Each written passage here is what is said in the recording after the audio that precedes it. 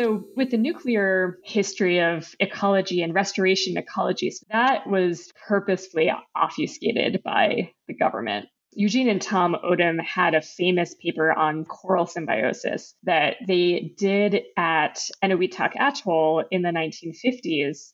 It's a classic paper in ecology. It doesn't mention that it was funded with the intention of understanding nuclear fallout from hundreds of atomic detonations that the US government was undertaking. In early drafts, the Odoms mention this context, and the Atomic Energy Commission forced them to remove that language from their publication. Hey, I'm Michael Yadrick, and I'm broadcasting from Tacoma, Washington, aka Grit City, and the native land of the Puyallup tribe and Stilcombe people. Welcome back to Tree Hugger Podcast, the show where we reimagine ecological restoration, and the episode where we discuss the rise of ecological restoration. That voice was from our guest on the show, Laura J. Martin, who is a historian and ecologist who studies how people shape the habitats of other species. She is the author of Wild by Design, The Rise of Ecological Restoration. One will also find articles of hers in journals such as Environmental History and Science, as well as features in the New York Times, the Atlantic, and Los Angeles Times. She is currently an environmental studies professor at Williams College and a former fellow of the Harvard University Center for the Environment, the Stanford Humanities Center, the American Council of Learned Societies, and the National Science Foundation. And now, with the publication of Wild by Design in the rearview mirror, Laura is now digging into a global history of hormonal herbicides. Now, many of you listening today know environmental restoration is of global interest. The Big S state, nonprofit organizations, and other institutions spend billions of dollars each year on restoration-related activities. And it's the object of a United Nations-focused decade. In her book, Wild by Design, Martin endeavors to illuminate how ecological restoration emerged in the United States and how it transformed over the course of the last century from a decentralized, uncoordinated practice into a scientific discipline. She also cautions that as an international and increasingly privatized undertaking, the practice has become corporatized, consolidated, and undemocratic. Laura builds on scholarship that meets at the intersection of environmental history and science and technology studies. This blending of the sciences and the humanities I feel is so essential. From the practitioner side, I feel like we should be listening to and organizing with folks in the humanities who are asking the hard questions about restoration's historical context, power relations, scale integration, etc. And vice versa, scientists and practitioners have stories to tell as we observe and interact with the wider world and record changes we witness. As an environmental historian, Laura probes the history, science, and philosophy of designing wild places and species. Wild by Design provides this crosswalk between different aspects of restoration, assembling this story about the rise of ecological restoration from archival research of correspondence among ecologists and published and unpublished manuscripts, field notebooks, and the records of organizations such as the Ecological Society of America, the Nature Conservancy, the Fish and Wildlife Service, and the Society for Ecological Restoration. She describes how restoration has emerged as a third way of environmental management between preservation and conservation. Wild by Design has been described as a meditation on what it means to be wild and a call for ecological restoration that is socially just. While Martin unpacks some of restoration's greatest debates, she also builds a compelling chronicle about the values we express when we restore a place or a species beyond preservation or conservation. She describes debates among environmental managers that are not only about whether to care for wild species, but over how to care for their wildness, often characterized as autonomous and self-reliant, living outside the boundaries of human society, unentangled with our built landscapes of work and rest. Importantly, she also writes, as ecological restoration becomes an ever more widespread practice, we must consider carefully what social and political conditions it presupposes and what forms of care it perpetuates. She challenges us to go beyond the how to restore and dig deeper on why we do restoration. Laura not only talks about the forefathers of ecological restoration that we've discussed on previous episodes of Tree Hugger Podcast, she also reveals things like the little-known history about women wildflower enthusiasts at the turn of the 20th century who could very well have been the first practitioners of the scientific discipline of ecology. This is one of those examples that is very difficult to bright side related to some of ecological restoration's conflicted and problematic history. More specifically, the Ecological Society of America arranged a hostile takeover of that aforementioned women-led Wildflower Preservation Society in 1924. That is one example of why our commonly accepted history credits white men with imagining and dreaming up what we currently call ecological restoration. I had no idea about the extent of it, but you heard a bit about it at the top of the show. Laura also exposes the Cold War nuclear-funded origins of our most revered ecological theories and the growing realization that some ecological change is utterly irreversible and world-changing. She also provides accounts of the subtle and not-so-subtle collusion of restoration efforts with indigenous displacement and colonization, such as establishing the first wildlife refuges on land set aside for tribal reservations. So I've had some rambling thoughts about institutions lately. This criticism has showed up in like memes and articles and levied at the police, at the military, even at the United States in general. It's the thought that our institutions reflect the dominant society and we're not built for certain people and mostly just built to benefit whiteness. So to like be successful in implementing a cultural change, people within or outside that institution would need to engage in a very deliberate and sustained effort to remove all attitudes and behaviors that perpetuate the old culture that is unwanted, or even acknowledge the old culture that has done some historical harms and continues to perpetuate those harms, and then replace them with new standards and expectations, right? So the worst case scenario in my mind is that ecological restoration has these problematic origins and as individuals, but within this whole system, continue to perpetuate harms and just do things the wrong way. And when I say the wrong way, it's like takeovers of others, ecological restoration efforts, collusion with militarization, erasure of indigenous land and culture and relationships with more than human, things like that. So my thoughts aren't really coherent about that. It's probably worth talking about on a future episode. If you have feelings about that too, feel free to ping me. Laura addresses it, but again, I don't think anyone really has any answers. But I do feel like the podcast for me personally provides some chance for me to vocalize and create a space where we can reimagine ecological restoration. We know we're making mistakes along the way, but if it is in fact that restoration is becoming the go-to form of environmental management, then I feel like this blending of the science and the humanities is very important at this time. So ultimately, in the face of this problematic history, Laura describes restoration as a practice of hope, even a practice of optimism like we have discussed in previous episodes on the podcast. In her own special way, Laura says that ecological restoration challenges the idea that a place is either untamed or managed, wild or designed. We go beyond preserving scenery and valuing economically valuable species. We grapple with questions of how to intervene, how to assist the lives of species wild and free, and how to navigate change. Restorationists use more interventionist and hands-on tactics to protect or recover many species that may not likely survive without ongoing human involvement. You will also find us resisting climate change and even furthering cultural survivance. I'm really happy this book popped up on our radars and Laura had the wherewithal and the time and the support to create this book, which I think is really about us and for us as people considering ecological restoration. I also want to let you know that I use 2 different microphones in this episode.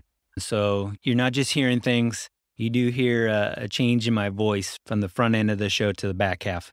Not super big deal. I just wanted to let you know, I acknowledge it, and I don't really care. I didn't want to change it. So it's good either way. It starts right here. Enjoy the conversation.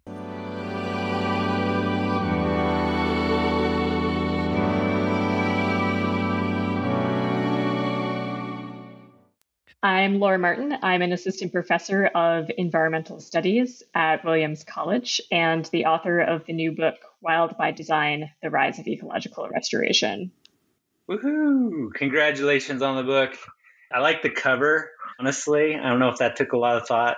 It did. Authors don't always get a choice in their covers. And I had a little bit of concern when I saw it. I didn't know what species was depicted. Yeah, I know. Turns out that It is American Wisteria. I was really grateful that the designer did know what it was and picked a native species, because the whole book is about ecological restoration. That would drive me crazy too. If I had written a book and then they put like English ivy on it or something. That was the risk. I was lurking around your Twitter and your bio and your Google Scholar, and I'm really impressed. You have some street cred, I feel like. So I'm really interested in how you came to be interested in or passionate about ecological restoration. So I started my career in community ecology, and specifically looking at interactions between plant species in wetlands on the east coast of the United States. And a lot of the work that I was doing was being used by land managers. I was at the time a graduate student at Cornell University. And so I was working with land managers in New York State, both federal and state land managers, and became really interested in how science is applied to land management and restoration. And it's what I started grad school intending on doing for the rest of my career, going into a more applied side of restoration. But as I started learning more about this interface between science and policy, I got really interested in the history of land management in the United States and started taking some history classes just for fun electives. And when I started taking those classes, I realized that there was a whole other community of people outside of restoration ecology that were talking about a lot of the same questions: how to design healthier ecosystems, why we make certain assumptions about non-native invasive species being bad and native species being good, how more people can get involved in land management and restoration. I realized that environmental historians were having some of these conversations as well, but they were using really different language than ecologists were using. And I decided at that time to retrain in history and to start doing archival research, and to look into how ecologists in the past and management agencies like the U.S. Fish and Wildlife Service have tried to design nature throughout the 20th and 21st century. So fascinating. Yeah, you use that word retrain. That's so cool, because I think of like cross training or something. Like maybe it seems like you kind of came upon that realization earlier, but I just feel like I'm still figuring it out. Like there's a whole bunch of people in the humanities talking about restoration, and we're not really talking to each other. I don't think, like, we don't attend each other's conferences or maybe even listen to each other's podcasts. Yeah, I think the book brings that to life as well. So yeah, and I'm really hoping that the book speaks equally to ecologists and to historians. I'm interested in and have pursued facilitating those conversations and kind of translating between those fields, because they have a lot to say to each other. A lot of ecological research is historical, and in order to do environmental history, you have to have an understanding of and training in science as well. You know, I do think that my scientific training has helped me in the archive too, if I'm looking through people's field notes, for example, or just thinking about ecologists and land managers' past experiments, right, to have a sense of what that field work might entail and how difficult it might be to be tromping through wetlands, for example. Yeah, and then trying to remember everything and write it down later. You just said a word. I think I know what it means, but I'm not sure. You said archive. So the history of land management is what we read in textbooks, perhaps, right? Or what we were told. So you are digging into archives. Is that like physically, like you're in a basement? I imagine you're in a basement, like a darkly lit basement and dusty bookshelves. Or what does that look like? Is it all digital now? Like, how do you do it? No, the archives that I'm working with are hardly digitized. Really famous works that tons of historians are working on, like Darwin's journals, are digitized. The records of the early Nature Conservancy, they're just in a box, and not in a basement. Those ones in particular are at the Denver Public Library in quite a sunny, window-filled room. But sometimes I am in basements, and the papers are always dusty. And yeah, so when I say archives, I'm working with boxes of handwritten or printed materials, some of which are quite organized. If a set of papers, like the Nature Conservancy, for example, in donating their early papers to the Denver Public Library, that also came with some funding to organize them. So there's a finding aid where you can kind of have a sense of where things from different eras are housed. But sometimes if an individual ecologist dies and donates her papers to a university, they could just sit there in boxes that are unorganized.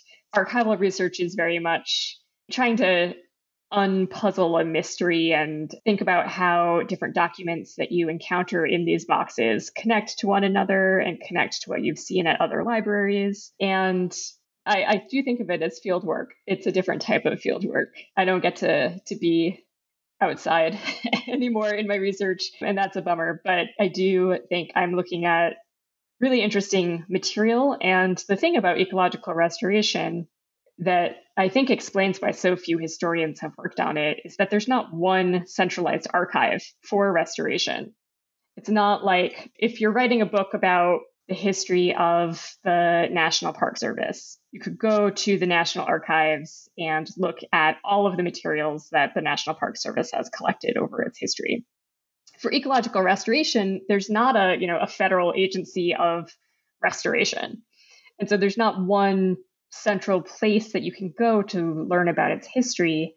And it's only in the past couple of decades that ecological restoration has been professionalized and that there's been the Society for Ecological Restoration. Prior to that, there were lots of different individuals and organizations and universities and state and federal agencies all working in parallel on what we now call restoration. And so writing the book entailed going to lots of different types of archives. I think the one that surprises people is that I looked at the archives of the U.S. Atomic Energy Commission, which was responsible for developing and detonating hundreds of nuclear weapons. And that, I think the fact that I looked at the U.S. Fish and Wildlife Service will be unsurprising to your listeners, right? Like that they were and still are very involved in restoration. But the U.S. Atomic Energy Commission was actually the main funder of ecology from the close of World War II until the 1970s, until it was eclipsed by the creation of the National Science Foundation. I would have never thought that was one of the foundations of ecology, but when I started to think about it, yeah, it's really apparent. And now that you wrote about it in the book, it just seems like kind of a no-brainer. Well, I'm in Washington State, so we live not close, but over the mountains, close to Hanford Nuclear Reservation, right? So, which is like part of the system, right? Manufacturing the products for the atomic bomb. And so we, like Washingtonians, I guess, kind of know a little bit of that history, but it's so like obscured and a little bit secretive, even though things have been divulged. I feel like it's something that the state kind of wants to disappear, except for like maybe a snippet in one of the history books. We don't really know much about it. So is there any kind of lesser known foundational ideas or movements or thinkers that assisted in the creation of ecological restoration? Like, I think this thing about the Nuclear Energy Commission is like a juicy little tidbit. So is there anything else that you feel like has been intentionally or unintentionally suppressed or sterilized over time? Yeah, I'll give two examples. I write about Hanford in Wild by Design and in a chapter on salmon restoration. And so when Hanford was built, the federal government was concerned that it might impact salmon runs on the river, and they employed University of Washington ecologists to test the effects of radiation on salmon fry. And that's how, over a decade of this research, the idea of bioaccumulation emerged. It was through taking photographs of the radioautographs, as they're called, of the radiation that was accumulating in salmon and trout bodies that ecologists realized that toxins in the environment can concentrate both in certain organs in bodies as well as accumulate up the food chain. And that work was done at Hanford. It also was done at Bikini and Eniwetok atolls in the colonized Marshall Islands. And the U.S. Atomic Energy Commission contracted ecologists to visit detonation sites and survey the flora and fauna before and after detonations. And so some of our fundamental ecological theories come from that work. Part of the reason that that history is forgotten is because of classification. The federal government did not allow ecologists to publish this research from 45 to 50 or 55 or so. And then when they did allow them to publish, they were not allowed to reference the atomic project, right, or the U.S. Atomic Energy Commission. Eugene and Tom Odom had a famous paper on coral symbiosis that they did at Enewetak Atoll in the 1950s. It's a classic paper in ecology. It doesn't mention that it was funded with the intention of understanding nuclear fallout from hundreds of atomic detonations that the US government was undertaking. In early drafts, the Odoms mention this context, and the AEC, the Atomic Energy Commission, forced them to remove that language from their publication. So with the nuclear history of ecology and restoration ecology specifically, which I talk about in the book, that was kind of purposefully obfuscated by the government. Another kind of hidden origin of restoration ecology that I write about in the book is that of early women ecologists. So I have a chapter in the book that argues that, today often when scientists and historians, even when they talk about restoration, they credit Aldo Leopold as inventing the idea and the practice. And, Leopold's often called the father of restoration. I think I probably made that mistake on past podcast episodes. So any unintentional harm I've created in spinning this myth, I apologize to everyone. I argue in the book that he does do an important thing of bringing together conversations that were happening in plant ecology with conversations that were happening in wildlife management, which is a field that he really was one of the central people in founding. And so his innovation was thinking about how plants can be manipulated in order to manipulate animal populations. But he was inspired to come to that conclusion from a lot of ecology research that was being done by women ecologists in the 19-teens, 1920s, and 1930s. And this history is forgotten because a lot of the ecologists involved with this work of figuring out how native plants, a lot of rare native plants are really difficult to germinate. And scientists have developed tricks like putting seeds in refrigerators for months to vernalize them, right? It was women ecologists who realized these techniques and developed them. And a lot of them were members of the no longer extant Wildflower Preservation Society. So the Wildflower Preservation Society published a lot of material on how to restore native plants. And a lot of their members did high-level scientific research on restoration. In the 1920s, a USDA botanist, male botanist, Percy Ricker, decided that the Ecological Society of America should take over the Wildflower Preservation Society. And he argued that the reason they should take it over is that under the leadership of women, the Wildflower Preservation Society had become a sentimental and non-serious organization. And so he was channeling all of this progressive era language that was anti-suffragist and was arguing that, women who were professionals or who were working as ecologists were radicals, and that botany and restoration should be the pursuit of male ecologists. And so the Ecological Society of America, which was mostly run by men at the time, engineered a hostile takeover of this society. And so that history has been largely forgotten. And when people think about early scientists who contributed to restoration ecology, they're often thinking about men that collaborated with Leopold. But there was a much broader network of people of multiple genders I don't know if you've heard this cliche, or like we're just living in the imagination of like old white dudes, essentially. And there's like great scholarship coming out, or that might not even be born, I think, because of gender norms or heteronormativity. So I really appreciate you bringing this part out in the book. And I know there's an article that you wrote that I can put in the show notes as well about these women pioneers in wildflower conservation. It's pretty fascinating. Think about history and then think about today. What is holding your attention right now in ecology or the practice of restoration? Do you see other real opportunities to plant seeds? I came to this project and this work through a real belief that restoration is a hopeful endeavor and that it's one of the best things that people can do to counter environmental damage.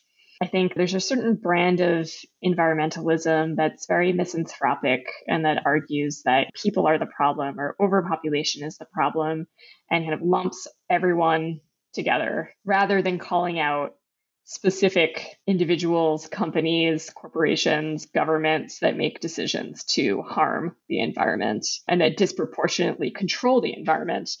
And I argue instead that people are the solution to environmental degradation, that there's all sorts of positive ways that people can interact with other species and help other species live, and that they've been doing this for millennia.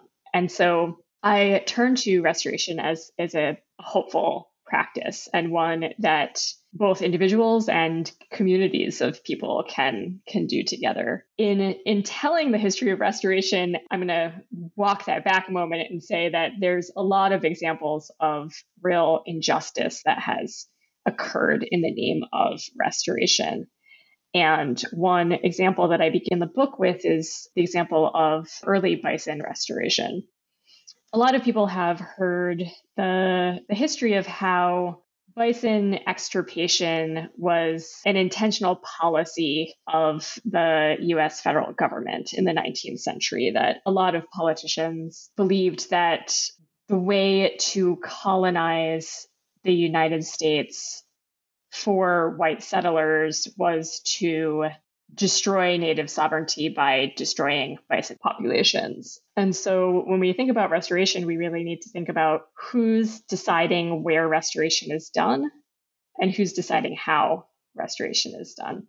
And this gets back to your question of something I find promising about restoration today is that there are recent efforts to unite social justice and ecological restoration. And one great example is that one of the first sites established by the American Bison Society for bison restoration in Montana just last year was replaced after more than 100 years of legal battles. The second bison restoration founded by the American Bison Society was transferred to the Confederated Salish and Kootenai tribes.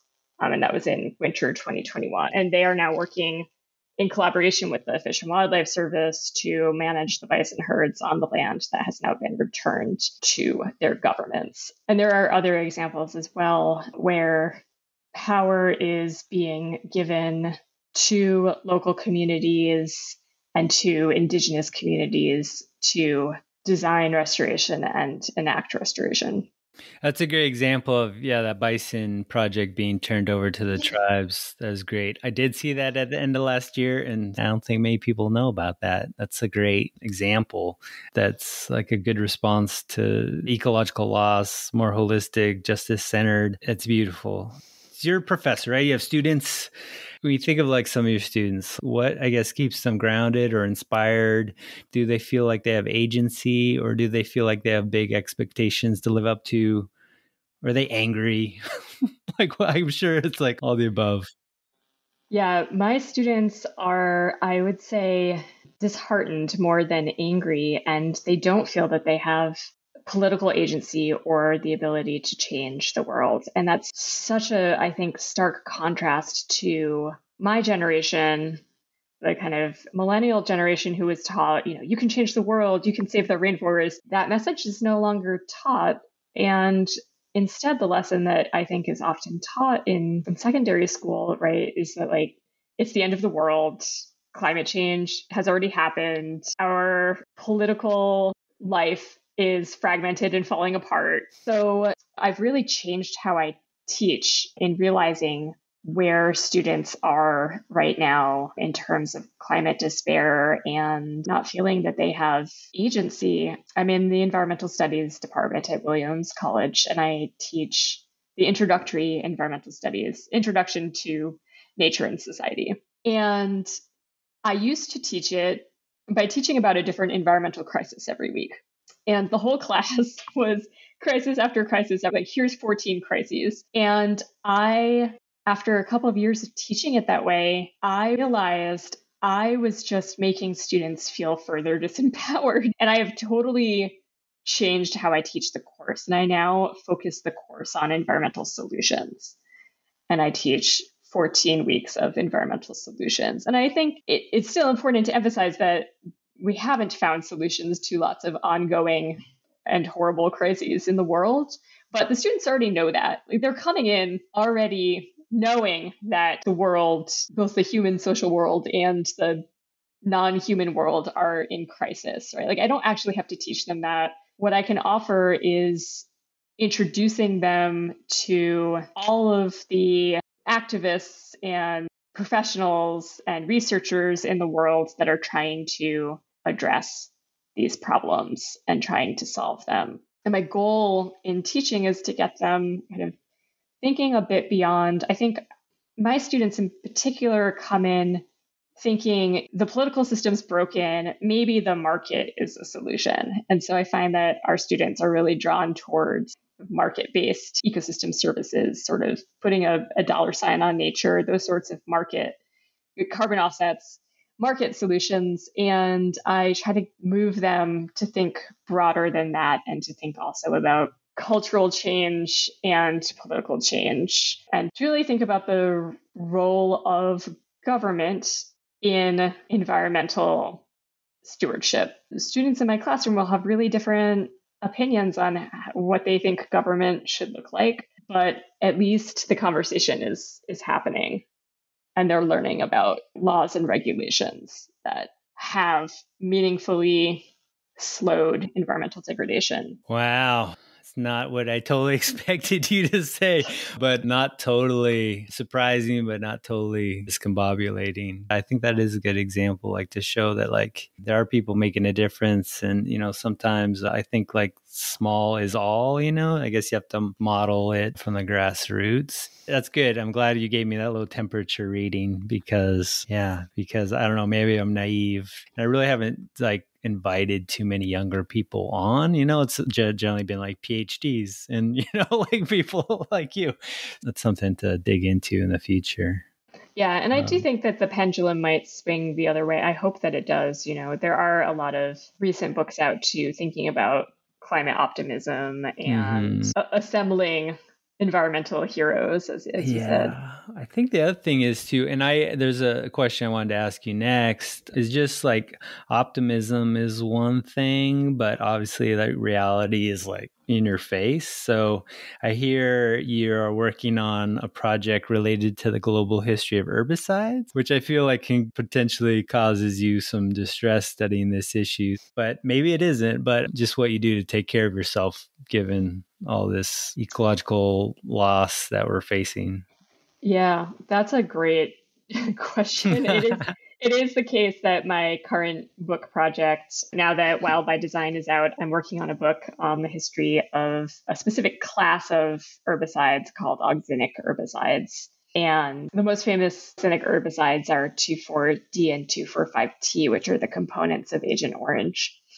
And I'm looking at how chemical corporations sold us on the idea that weeds exist, and how herbicides were transitioned from initially being developed as a weapon of war to being a consumer product, and just how they've really reshaped every ecosystem. I think most obviously agricultural systems, but we use herbicides on almost all of our residential landscapes and in all of our conservation landscapes too. They're really used heavily to try and control non-native plant species. And so there's not really an environment in the world where herbicides are not used. And so it's a bleak history, and it is one that is depressing and disheartening and just such a giant problem. I think that herbicide and pesticide use is a problem on the scale of climate change.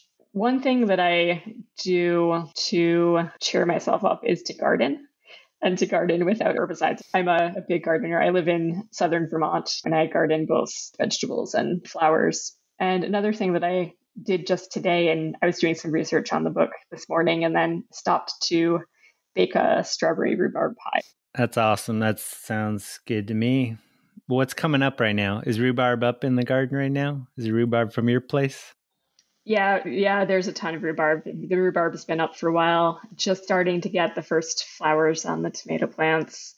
A lot of lettuce, a lot of broccoli rabe. Good gardening.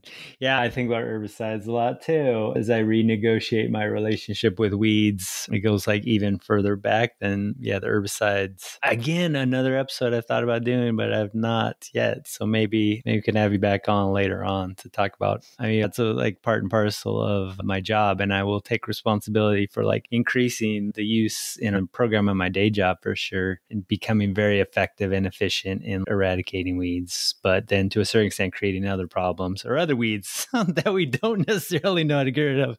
So, yep. Oh my God. Yeah, we got to talk about it some more. I know we have a couple minutes left. There is a question I ask everybody. I know we just talked about rhubarb, talked about American wisteria. Do you have a favorite tree in your life? It's hard to choose a favorite. A couple that I really like moosewood, Acer pennsylvanicum. Its leaves are just they're a really cool shape. And their bark changes so much over their lifespan. And it was a species that was really abundant where I did grad school in central New York. And I also it's hard not to like sassafras. I guess I'm attracted to strange shaped leaves. They have really just polymorphic leaves, and leaves smell really awesome. That's right. Can you describe sassafras for some people? We're audio, not video. The sassafras, Sassafras has mitten leaves. Yes, mitten. Looks like a mitten. Yeah. That's right. Okay. That's a good one. Well, I'm very grateful for your time. Do you want to give people some sense of how to follow you and your work and where to find the book? Yes. So you can follow me on Twitter. My handle is Laura_J_Martin. You can also find me at Williams College and Wild by Design, The Rise of Ecological Restoration, or University Press. All right. Good stuff. Stay strong on Twitter. I saw some people got real nervous, got real sensitive about Leopold's son being involved in weapons production. Yeah, I just found can you cite your source? Can you cite your source, please? That was gnarly. I was like, that could have gone a little side. Yeah, you could see people's like fragility when you attack, the forefathers. Anyway, well, have a great day. I'm really grateful for your time. Congratulations on the book. I'm going to, again, encourage everyone to read it. You'll be a better restorationist for it. So much, Michael. Yeah, take care. Yeah, thank you so much. You're a champ, fighting through all the tree hugger audio issues. It's just, like I said, it was a rite of passage. So, hopefully it didn't cause you too much stress. So, all right, have a great day. You too. All right, take care. Bye. Bye.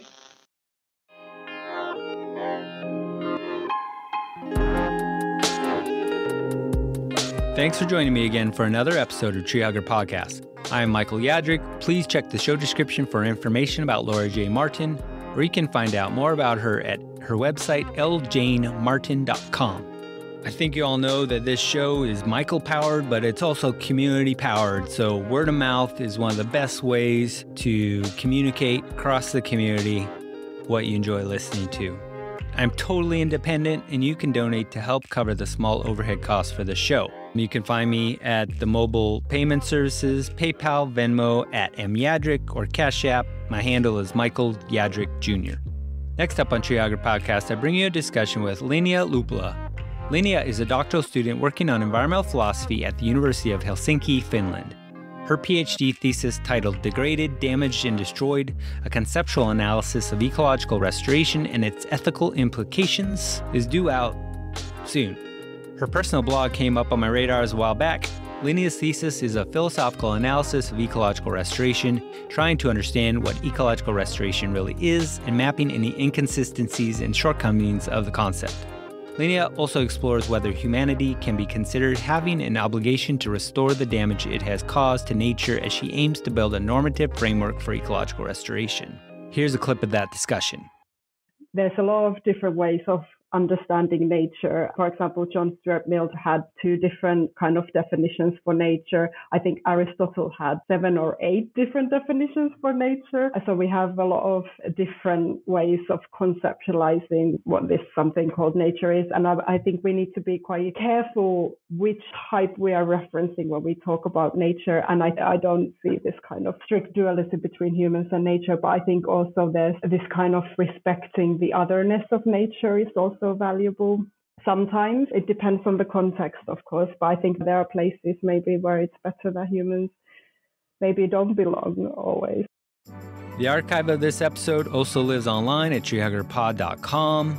The podcast is on social media at treehuggerpod, so feel free to point people in our direction. Subscribe, rate, and review the show, please, on whichever podcast platform you enjoy listening to. It helps people find the show. And please tell a friend about the show. Thanks for hanging out. See you in the woods.